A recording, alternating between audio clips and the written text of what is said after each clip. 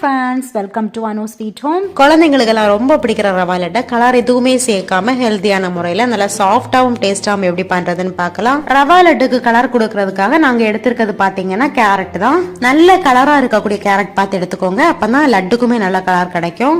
நான் இன்னைக்கு 3 கேரட் எடுத்து இதோட தோல்லாம் நீக்கிட்டு இந்த மாதிரி மிக்ஸி ஜார்ல சின்ன சின்னதா கட் பண்ணி எடுத்து வச்சிருக்கேன். இப்ப இந்த கேரட்டோட ஒரு 1/4 கப் அளவுக்கு தண்ணி சேர்த்து நல்ல பேஸ்டா பாருங்க, இந்த மாதிரி நல்ல பேஸ்டா அரைச்சு எடுத்துருங்க. இனி இதை ஃபில்டர் பண்ணி இதில் இருக்கக்கூடிய ஜூஸை மட்டும் நம்ம தனியாக எடுத்துடலாம். கேரட்டோட ஜூஸை மட்டும் நம்ம எடுத்துட்டு சக்கையை கீழே போட போறதில்லை, இதோட சக்கையும் சேர்த்து தான் நம்ம லட்டுக்கு யூஸ் பண்ண போறோம். இந்த கேரட்டோட ஜூஸ் பார்த்தீங்கன்னா கரெக்டாக ஒரு 1/2 கப் அளவுக்கு இருந்துச்சு. எந்த வித ஃபுட் கலரும் சேர்க்காம இந்த கேரட்டோட ஜூஸ் தான் நம்ம லட்டுக்கு நல்ல ஒரு கலர் கொடுக்க போறது. அடுத்ததா மிக்ஸி ஜார்ல ஒரு 3 ஏலக்காய் சேர்த்துக்கோங்க. இது கூடவே ஒரு 1/2 கப் அளவுக்கு சீனி சேர்த்துக்கோங்க. இது கூட ஒரு 3 டேபிள் ஸ்பூன் அளவுக்கு சீனி நான் எக்ஸ்ட்ராவா சேர்த்துக்கிறேன். நான் சேர்த்திருக்க சுகரோட அளவு பார்த்தீங்கன்னா கரெக்டாக இருக்குங்க. ரொம்ப இனிப்பு பிடிக்கும்ன்றவங்க நீங்கள் 1 கப் அளவுக்கு சுகர் கூட சேர்த்துக்கலாம், அது உங்களோட விருப்பம் தான். இப்போ ஏலக்காய் சுகர் ரெண்டையும் சேர்த்து நல்லா நைஸாக பொடி பண்ணி எடுத்து வச்சாச்சு. பாருங்க, இது இருக்கட்டும். முழு ஏலக்காய்னால நான் அந்த சுகரோட சேர்த்தே பொடி பண்ணி எடுத்து வச்சுட்டு நீங்கள் பவுடர் பண்ண ஏலக்காய் இருந்துச்சுன்னா இதை நீங்கள் லாஸ்டாவே சேர்த்துக்கலாம். இப்போ நம்ம ரவா லட்டு செய்ய ஆரம்பிச்சிடலாம். ஒரு கடாயை ஹீட் பண்ணிக்கோங்க. கடாய் நல்லா ஹீட் ஆகி வந்ததுமே 4 டேபிள் ஸ்பூன் அளவுக்கு நெய் சேர்த்துக்கோங்க. ரவா லட்டுக்கு எப்பவுமே நல்ல ஃப்ரெஷ்ஷான நெய் நீங்க சேர்க்கும் போது நல்ல வாசனையாவும் டேஸ்டாவும் இருக்கும். இப்ப நெய் நல்லா உருகி வந்ததுமே உங்களோட தேவைக்கு ஏற்ற மாதிரி கிஸ்மிஸ் முந்திரி சேர்த்துக்கோங்க. கிஸ்மிஸ் முந்திரி எல்லாம் கொஞ்சம் அதிகமா சேர்த்தீங்கன்னா ரவா லட்டு சாப்பிடும் போது நல்ல டேஸ்டா இருக்கும். முந்திரி கிஸ்மிஸ் ரெண்டும் நல்லா செவந்து வந்ததுமே அதை தனியா நம்ம எடுத்து மாத்திரலாம். இப்ப அதே நெய்லயே நான் இங்க 1/2 கப் அளவுக்கு ரவா சேர்த்திருக்கேன். நாம வாங்குற ரவை வறுத்த ரவையா இருந்தாலும் சரி, வறுக்காத ரவையா இருந்தாலும் சரி, நம்ம வறுத்து தான் செய்யணும். அப்பதான் ரவா லட்டுல எந்த வித பச்சை ஸ்மெல்லுமே வராது. இனி மிதமான தீயில வச்சு இந்த ரவையை நல்லா வறுத்துக்கலாம். ரவா நெய்ல வறுபட்டு நல்ல ஒரு வாசனை வரும், அது வரைக்கும் நம்ம வறுக்கணும். வறுக்கும் போது மட்டும் ஃப்ளேமை லோ டு மீடியம்ல வச்சே வறுத்துக்கோங்க. சீக்கிரமா வேலை முடியணும், ஹை ஃப்ளேம்ல மட்டும் வச்சு வறுத்துறாதீங்க, ரவா சீக்கிரமா கருகி போயிடும். இப்ப இந்த ரவா வறுக்கும் போதே இது கூட ஒரு 3 டேபிள் ஸ்பூன் அளவுக்கு ஃப்ரெஷ்ஷான தேங்காய் துருவல் சேர்த்து இதையும் ஒன்னாவே வறுத்தெடுத்துடலாம். தேங்காய் துருவல்ன்றது ஆப்ஷனல் தான், உங்களுக்கு விருப்பப்பட்டா சேர்த்துக்கோங்க. ஆனா தேங்காய் துருவல் சேர்த்து செய்யும் போது ரவா லட்டு சாப்பிடும் போது இன்னுமே டேஸ்டா இருக்கும். இந்த ரவா தேங்காய் 2 வறுபட்டு வர்றதுக்கு குறைஞ்சது ஒரு 4 நிமிஷம் போலையாவது ஆகும். ஃப்ரெஷ்ஷான தேங்காய்க்கு பதில் நீங்க டெசிகேட்டட் கோகோனட் சேர்த்தும் செய்யலாம். இப்ப பாத்தீங்கன்னா ஒரு 4ல இருந்து 5 நிமிஷம் போல ஆயிடுச்சு.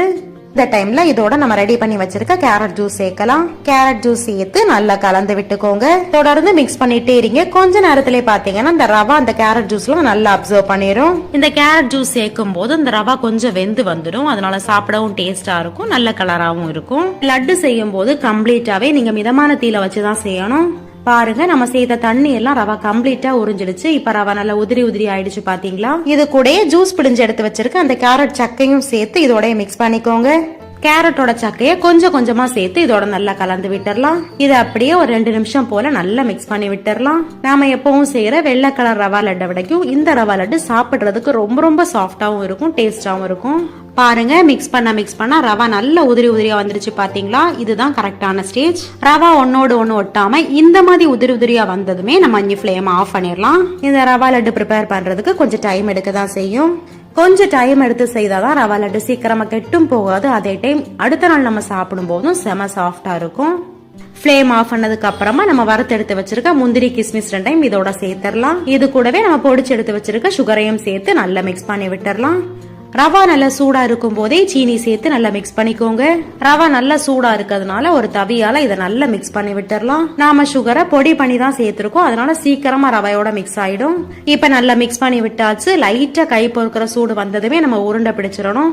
சூடு நல்லா ஆறிடுச்சுன்னா அதுக்கப்புறமா நமக்கு உருண்டை பிடிக்க வராது. இந்த பக்குவத்துல இந்த மெத்தட்ல நீங்க செய்யும் போது பிகினர்ஸ் கூட ஈஸியா உருண்டை பிடிச்சிடலாம். லாஸ்டா இதுல ஒரு 1/2 டீஸ்பூன் அளவுக்கு நெய் சேர்த்துக்கோங்க போதும். இப்ப நம்ம சேர்த்திருக்க நெய்யை நல்லா ஒண்ணு கலந்து விட்டுறலாம். இனி ஒரு 2 நிமிஷம் போல நம்ம அப்படியே வச்சுட்டு அதுக்கப்புறமா நம்ம உருண்டை பிடிக்க ஆரம்பிச்சிடலாம். இனி நம்மளோட தேவைக்கு ஏத்த மாதிரி பெரிய பால்சாவோ சின்ன பால்சாவோ நம்ம உருண்டை பிடிச்சுக்கலாம். நான் கொஞ்சம் பெரிய உருண்டைகளா தான் உருட்டி எடுத்திருக்கேன். நான் எடுத்திருக்க அளவுல பாத்தீங்கன்னா ஒரு 13ல இருந்து 15 லட்டு வரைக்கும் எனக்கு கிடைச்சது. உங்களுக்கு சின்ன சைஸ் போதும்னா நீங்க சின்ன சைஸ்ல கூட உருண்டை பிடிச்சுக்கோங்க.